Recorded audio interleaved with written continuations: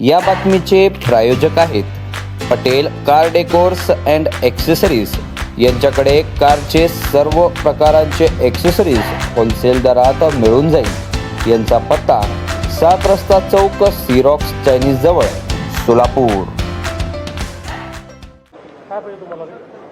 आज संसद में वंदे मातरम के ऊपर चर्चा शुरू है, कैसे देखते हैं, क्या कहते हैं? देखिए, वंदे मातरम ये केवल एक गीत नहीं है, तो ये भारत की स्वतंत्रता का मंत्र है, ये राष्ट्रवाद का मंत्र है। जिस वंदे मातरम को गाते हुए भारत के कई स्वतंत्रता सेनानी, क्रांतिकारी फांसी झूल गए, लेकिन उफ तक नहीं कहा, ये वो महामंत्र है जिस महामंत्र ने देश के आम आदमी को स्वतंत्रता के आंदोलन से जोड़ा।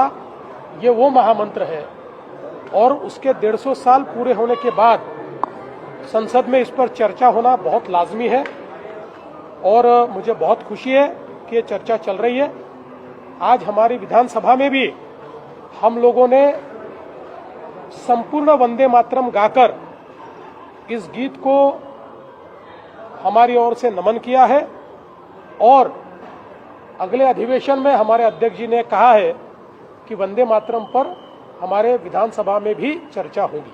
वंदे मातरम पे बैन जो लगा था वो बीजेपी के कार्यकाल में लगा था, ऐसा आदित्य ठाकरे का कहना। वंदे मातरम पे कभी बैन लगा ही नहीं। वंदे मातरम पे जो कोई आघात हुए, कुठाराघात हुए, उसके लिए कांग्रेस जिम्मेदार है। कांग्रेस ने ही प्रस्ताव पारित करके वंदे मातरम को काट दिया और आधा ही वंदे मातरम गाया जाएगा ये कहा। उसी कांग्रेस के साथ गले से गला मिलाकर आदित्य जी रोज घूमते हैं। उन्होंने सवाल भाजपा को नहीं, उन्होंने सवाल कांग्रेस को पूछना चाहिए। भारतीय जनता पार्टी के कार्यकाल में वंदे मातरम का सिर्फ सम्मान हुआ है, कभी भी वंदे मातरम पर कोई पाबंदी नहीं लगी। भाऊ, आदित्य ठाकरे म्हणाले की शिंदे सेनेचे 22 आमदार जे आहे ते भाजपच्या गळाला लागलेले आहेत। असं म्हणण्याकरता तर उद्या कोणी हेही म्हणू शकेल की आदित्य ठाकरेंचे जे 20 आमदार आहेत तेही भाजपच्या गळाला लागले आहेत, असं कोणाच्या म्हणण्याने थोडी होतं। आणि आम्हाला शिंदे सेनेचे आमदार आमच्याकडे घेऊन करायचं काय आहे? ते आमचेच आहेत। शिंदे सेना जी आहे ते आमचा मित्रपक्ष आहे, ती खरी शिवसेना आहे। त्यामुळे ते आमच्या मित्रपक्षाचे आमदार आम्हाला घेऊन आम्ही अशा प्रकारचं राजकारणही करत नाही। उलट शिवसेना मजबूत झाली पाहिजे याकरता आम्ही त्यांच्या पाठीशी उभे आहोत आणि निश्चितपणे भविष्यात शिवसेना, भारतीय जनता पार्टी आणि आमची महायुती अजून मजबूत होतानाच आपल्याला पाहायला मिळेल। मराठवाड्यात सोयाबीनचे 1 लाख कोटींचे वायदे झालेले आहेत, दक्षिण आफ्रिकेमधून ते इम्पोर्ट करण्यात येते, त्यामुळे सोयाबीनचे दर कोसळण्याची शक्यता आहे। आजच कुठेतरी मी वाचलं की सोयाबीनचे दर हे स्थिर झालेले आहेत।